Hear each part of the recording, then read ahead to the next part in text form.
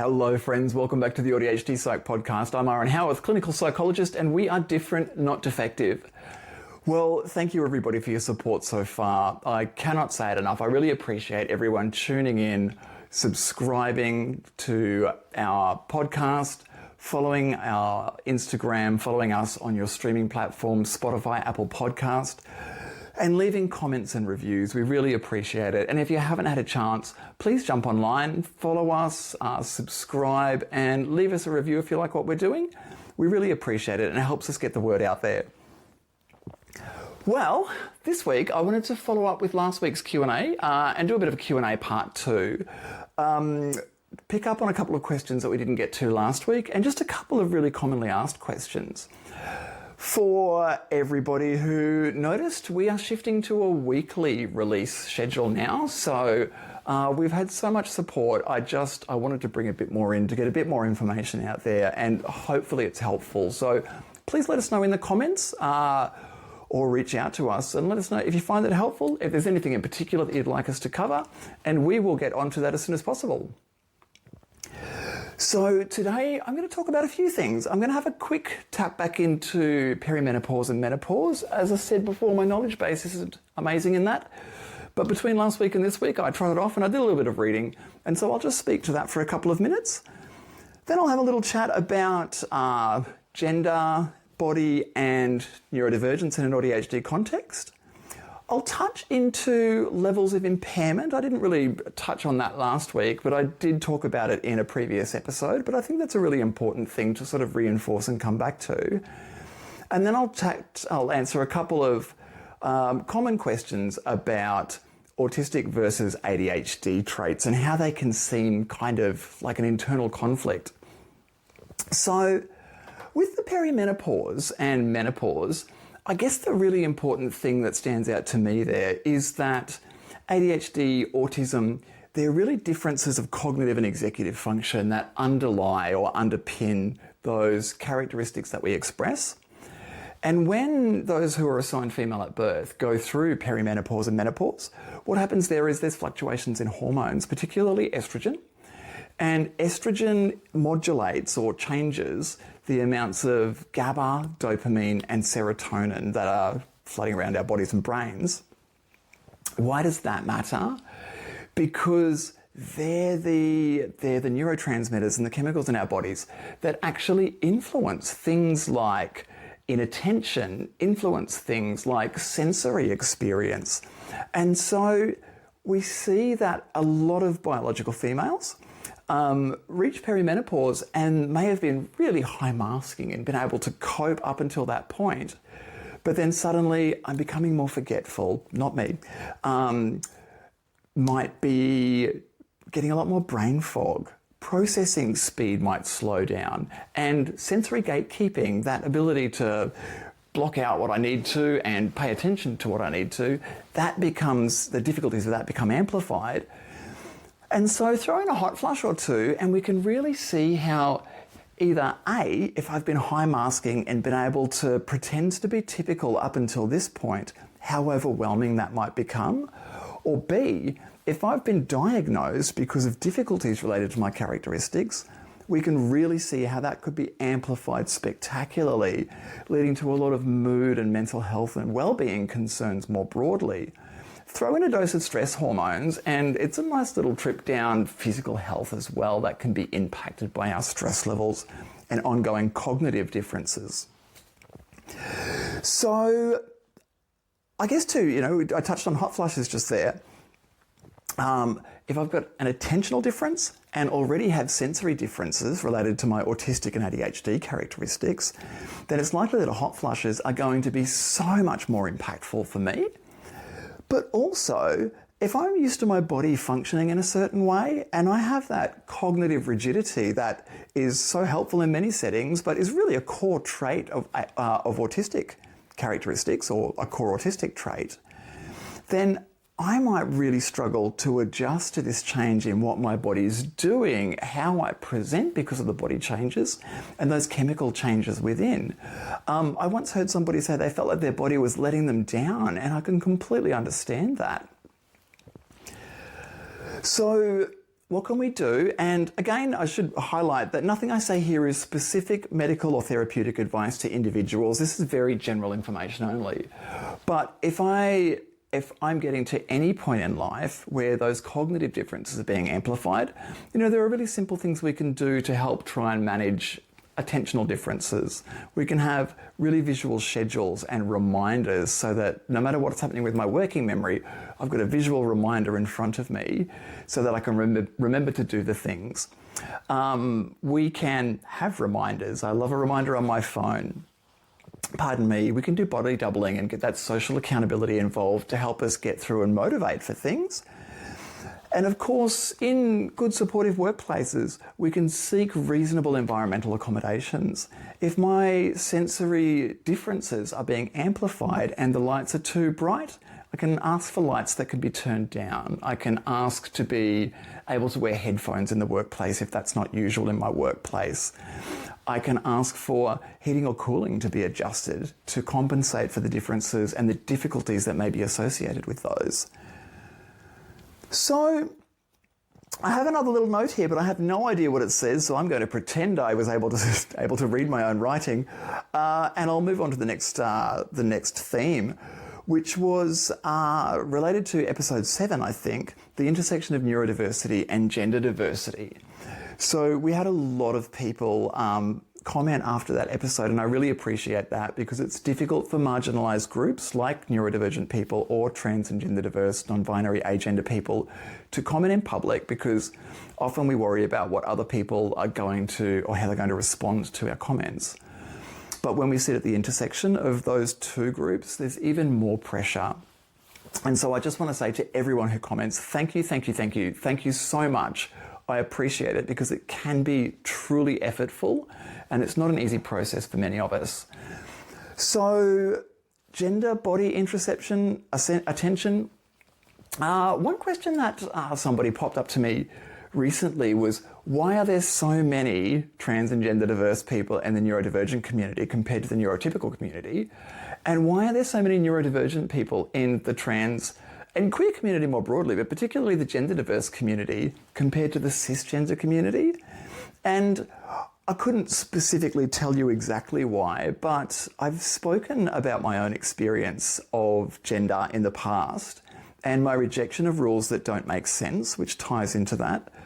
For me, for those not really versed in gender discourse, a really brief description of gender as a social construct is, those things we call masculine or feminine changed by the group that we're in. So the colour pink is a really good example. I was reading something a while back and pink was deemed to be a very masculine colour many moons ago because it was bold and confident. Whereas, as a young child in the 80s, it was considered to be quite a feminine colour.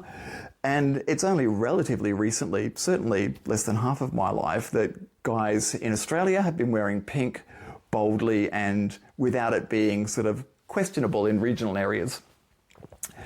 So pink being a masculine or feminine thing is a socially constructed concept.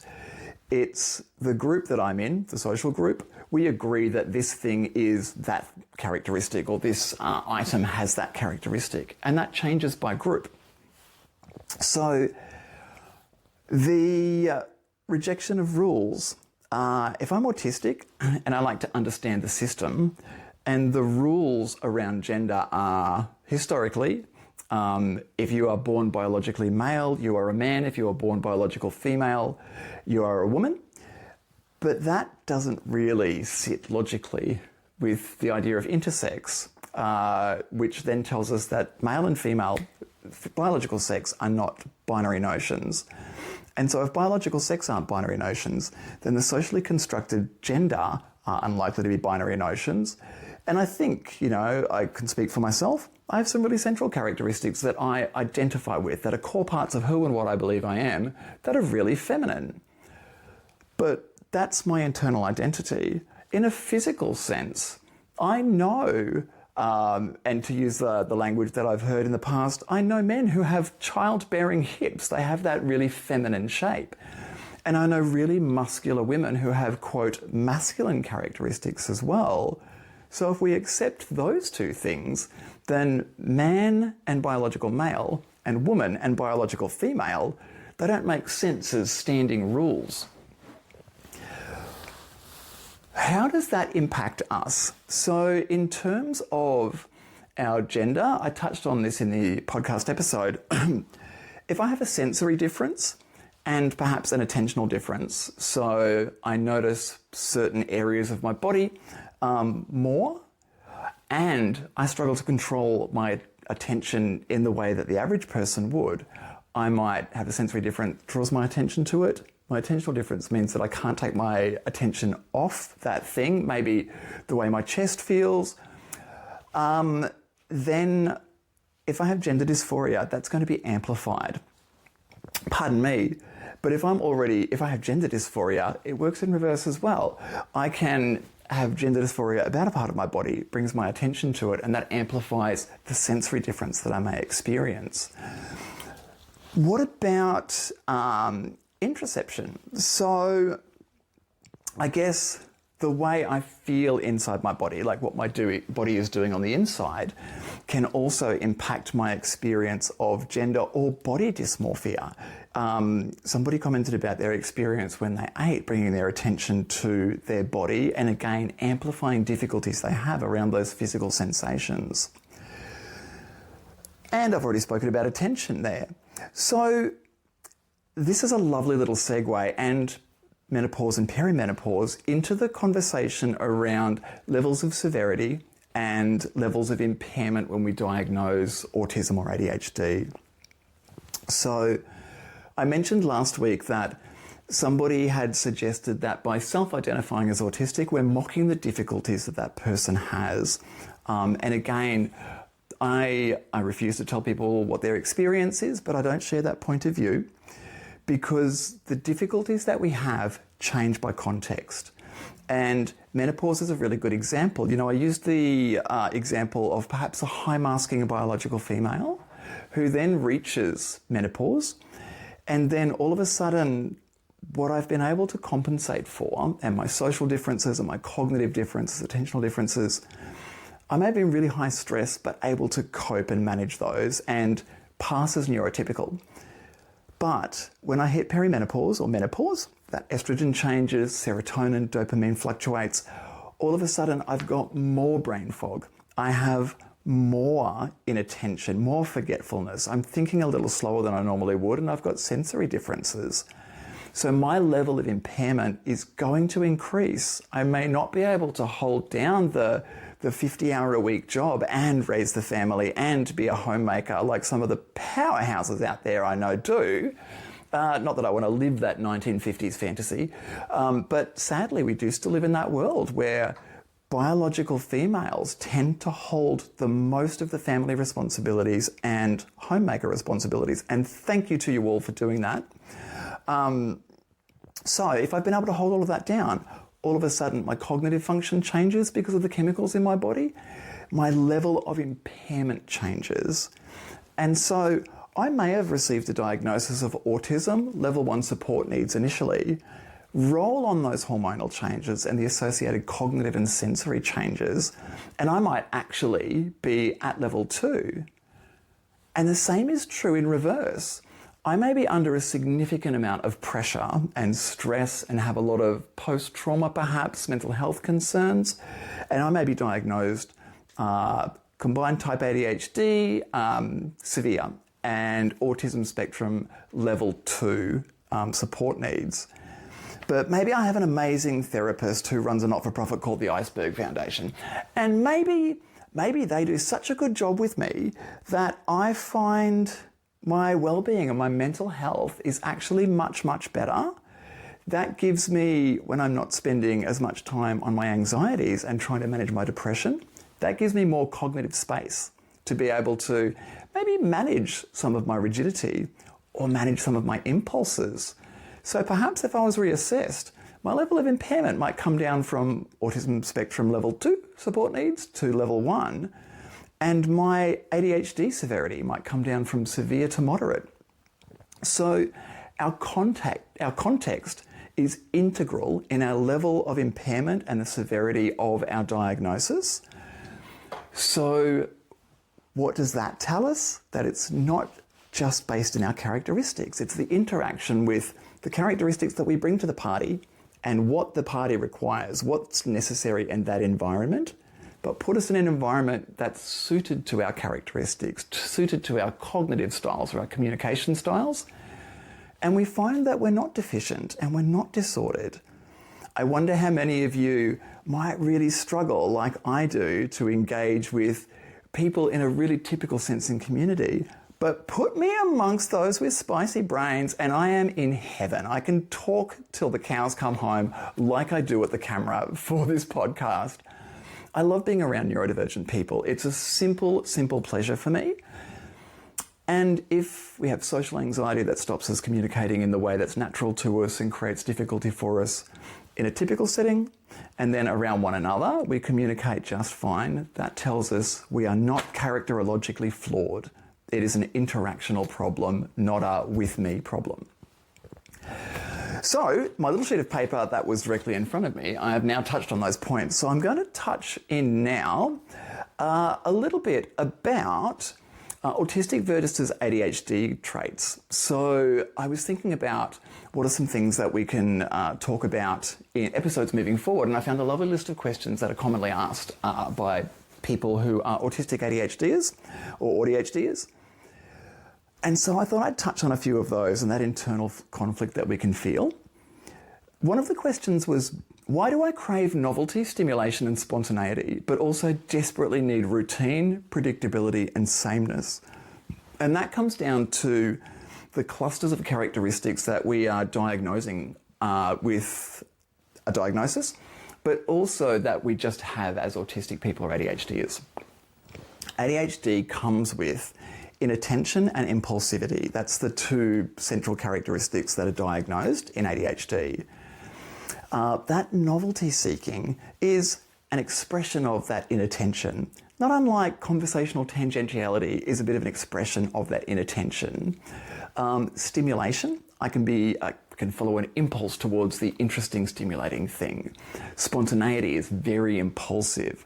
So those first three things, novelty, stimulation, spontaneity, they're very much ADHD characteristics. And I've said it before, ADHD and autism intuitively sound like the opposite things. So they lead to a lot of internal conflict. The flip side to those ADHD, novelty and so forth, are our need for routine, our need for predictability and sameness. There's safety in that. I often talk about the autistic need for details or the autistic difficulty with missing details. And why is that? It's probably a safety mechanism. It's probably partly characterological. We see it run in families that suggest that it's a genetic characteristic, but there could also be family culture that leads to these things, this need for routine. But if I have a need for routine, pardon me, and I also crave stimulation for these other cognitive characteristics that I have, I'm going to find myself probably feeling like a bit of an imposter because I'm not so rigid in the way I see myself that I look like all of the people that I've seen in the stereotypes of autism. But I also need routine, so I'm not really the impulsive backpacker that we sort of think about when we think of ADHD and impulsivity. So we can feel like we're not doing the two things right, but actually that's the way AuDHD presents.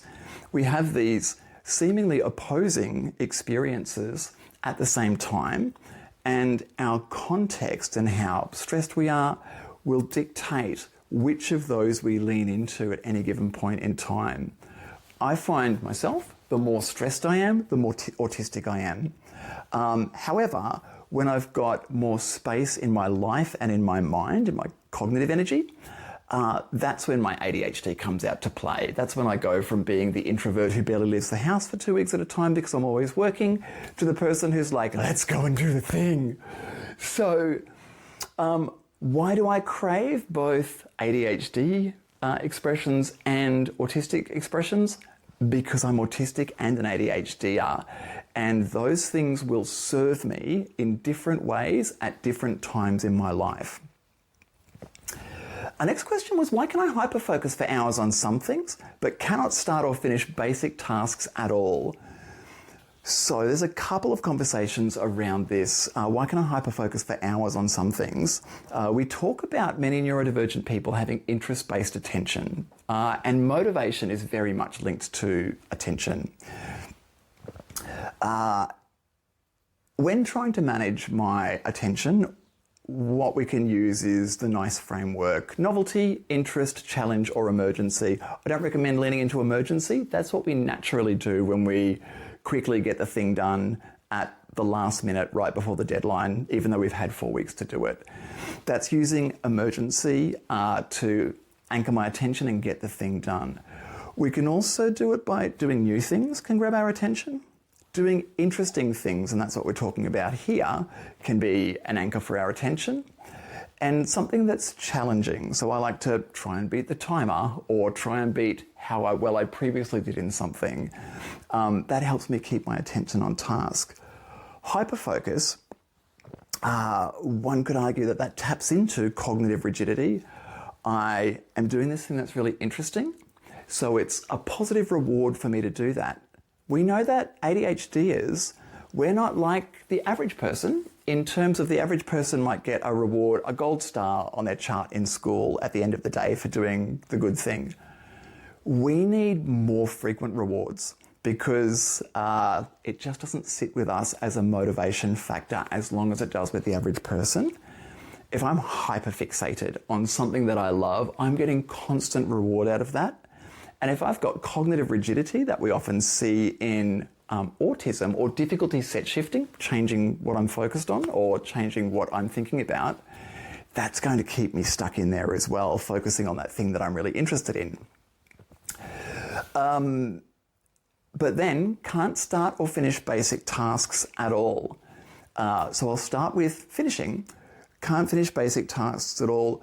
ADHDers were also not amazing with multi-step tasks, probably partly because we get distracted from what we're meant to be focused on and we skip steps, but also probably because we're impulsive and we easily move off the thing.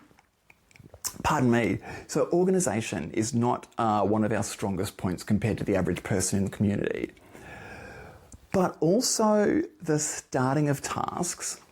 If I am inattentive, pardon me, and impulsive, and I have a long history of starting things and then getting distracted, and then having some kind of negative feedback about it, some kind of punishment, some kind of feedback that I'm not good enough, that why can't you just do the thing?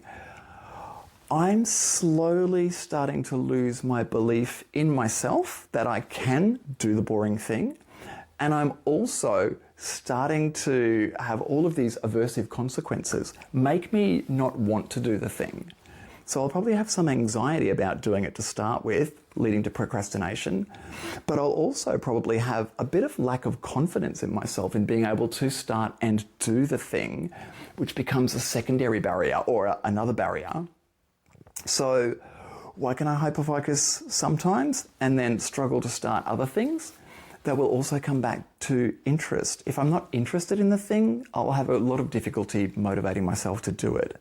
If it seems aversive, I'm not going to want to do it, so I inherently lack motivation. Breathing in now, and nice deep breath, Aaron. So the next question is, why do I swing between over-planning every detail and then doing everything last minute in a panic? Again, I talk about an autistic details orientation. We can start to plan something and need to fill every detail. But if I'm an AuDHDer and I have had some shocking experiences planning things, I might also overcompensate. I might overplan. Okay, then I need to, last time I forgot to organize the passport, so now I need to make sure I do that. Pardon me. But also, when my autistic brain goes, oh, there's 3 things that I have to do. Oh, but for thing 1, I've then got thing 1.1 and 1.2 and 1.3 and 1.4. And then I've got 1.1.1 and 1.1.2 and 1.1.16 and 1.2 ... 15. That's pretty overwhelming. And then I start on 2. What sounds like just 3 tasks We then sit with our beautiful AuDHD brains linking all of the related tasks, and we don't view them as individual tasks often. We look at them as a massive, overwhelming weight of tasks, which is inherently demotivational. And I'm more likely to leave it, not do it, procrastinate, and all of a sudden it's time for me to get on the flight to wherever I'm going, and I haven't booked all of the things, so last minute panic to get everything done. Often it's a reflection of, or a parallel with our experience in the school system, often our work system, and our private life when we're trying to organise things. So the over-planning can be, I need all the details, but it can also be compensatory from my experience of having not planned well in the past. And that can lead me to procrastinate. And then all of a sudden I have no time left and I have to do the thing at the last minute. Why does socializing sometimes feel intoxicating and other times completely unbearable and draining? So I would suggest that often for a lot of people, it's to do with what are my resources at the time? How many spoons do I have, for those of us who know spoon theory? How much energy do I have to give? If I've had a week where I've worked 100 hours and then I've got 2 parties to go to, I am going to be much less intoxicated by the social environment and much more repulsed by it, and the energy that I've already spent during the week that I just don't have to give to conversations with new people. But if I've just had a week off work, my health's really good, my sleep's been really good, and I've just got one social engagement, I'm going to go there refreshed, energized, and have all the energy in the world to share with the people around me. My novelty seeking in ADHD is probably what underpins that kind of social butterfly stereotype. That's going to come out to play when I'm well rested, well fed, I've really been looking after myself. But if I have sensory differences and cognitive differences and am high stress, my well-being's not going so great, I want to stay in my lane where I feel safe. So the social environment, a lot of change, a lot of people coming and going, probably a lot of noise, a lot of light. If my eyes are a bit sensitive or I'm sensitive to sound, I'm feeling overwhelmed, I'm sensitive to busyness, it is going to feel like the 7th circle and I'm not going to want to be there. So it really can tap into how much of my energy reserves have I used in other things before going into that social setting. And we can apply that to non-social settings as well. Why can I work really well some days and not others? Why can I pay attention well and on some days and not others? Why can I manage my impulses really well on some days and not others? Because we are a really big, complex system of interactions. And for those of you who've heard of the biopsychosocial model, this is what I'm talking about here. Every interacting part of who and what I am influences the others. And who I am at home, if I've got relational stress at home, that's going to impact on how I interact at work, maybe how much I achieve. That's going to impact on how much stress I feel in social settings. So if we can think of ourselves as like really complex machines with interacting parts, every time one of the parts is a little bit underperforming because it's overperformed, if I've spent all of my energy masking, I'm going to have much less energy to put into focusing on work.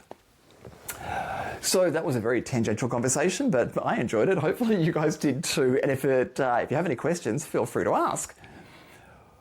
How do I tell if I'm masking or genuinely enjoying something when I'm on socially?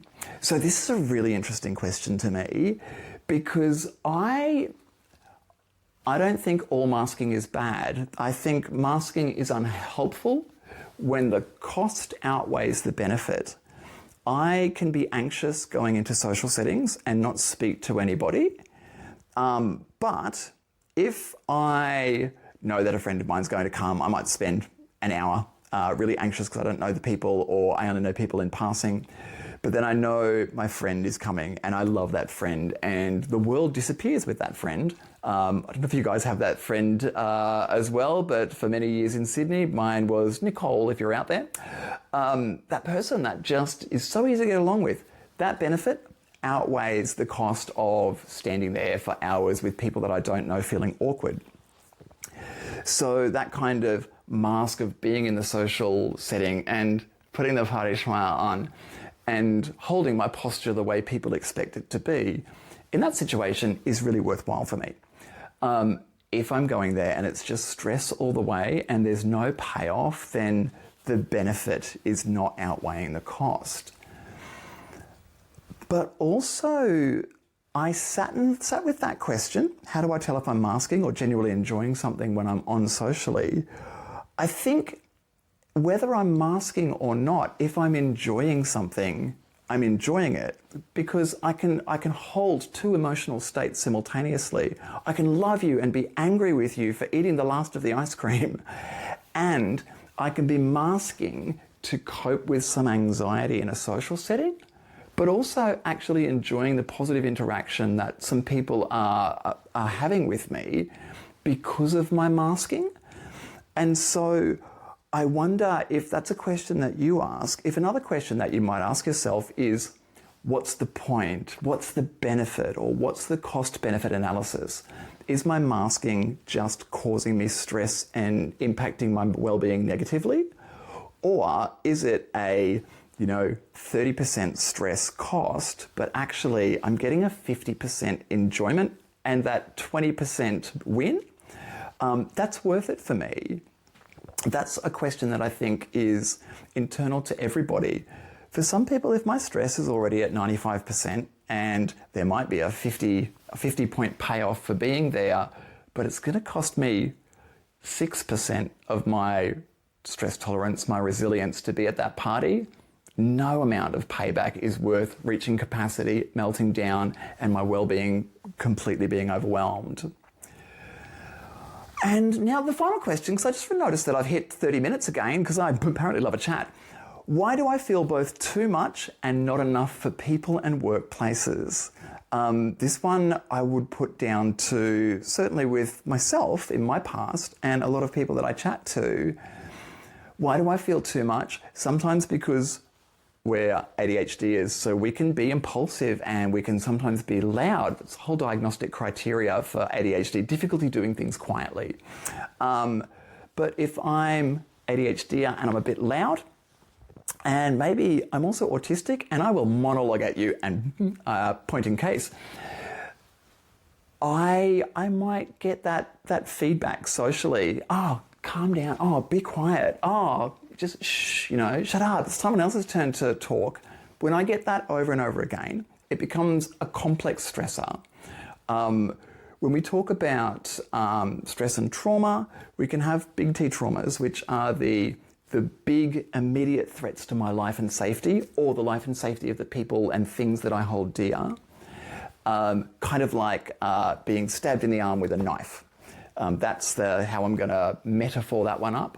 Or we refer to it as little T traumas, little T stresses, and this is often can come into complex stress and trauma. Instead of a stab with a knife, it's like little paper cuts. It's being told I'm too much or I'm not trying hard enough over and over and over again. And so I can simultaneously internalize that and think I'm too much, I'm too loud, I never stop talking. And at the same time think I'm not enough to meet these social expectations. I'm not enough to meet these academic expectations. I'm an inferior person because I'm too much. But if you experience that and you get that from the people around you, I want to say to you, you are not too much and you are not enough. You are enough and you are just the right amount. Change the context and we change our experience and we change the way the expression of our characteristics are perceived. If people say you wear too much for never making a point, for tangenting all the time, I say go into a room with other ADHDers who tangent all the time and all of a sudden we don't feel too much or not enough. All of a sudden we have people that latch onto that secondary point and that third point and fourth point, and they're there with us and we're there with them as we have these rolling conversations. So if you feel too much, you're just enough. You're exactly enough. If you feel not enough, you're perfectly fine. Your context will change how you feel in that situation. And slowly challenging those internalized ideas about being too much in a typical sense will help change that too much, not enough sort of internalization. Well, I should wind up for there. Thank you very much for listening, guys. I've had another little monologue tonight and it's been an absolute pleasure. Let us know if you have any questions or what you'd like to see in future episodes. I think I put a poll up on our last episode last week. So I hope you're all doing well. I hope you all recognize that you are enough, that you're not too much, and that you are different, not defective. And I will talk at you all again next week. Thank you very much, friends.